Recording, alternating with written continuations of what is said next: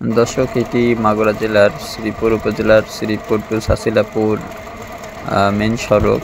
তো দীর্ঘদিন যাবৎ এই সড়কের সংস্কার কাজ চলমান রয়েছে। তবুও ইতিমধ্যেই আমরা দেখেছি যে বর্তমানে সময়ে এই সড়কটি জনগণের জন্য এবং যারা পথচারী রয়েছে তাদের জন্য একটি মারাত্মকভাবে এই সড়ক ভোগান্তির কারণ হয়ে দাঁড়িয়েছে বর্তমানে।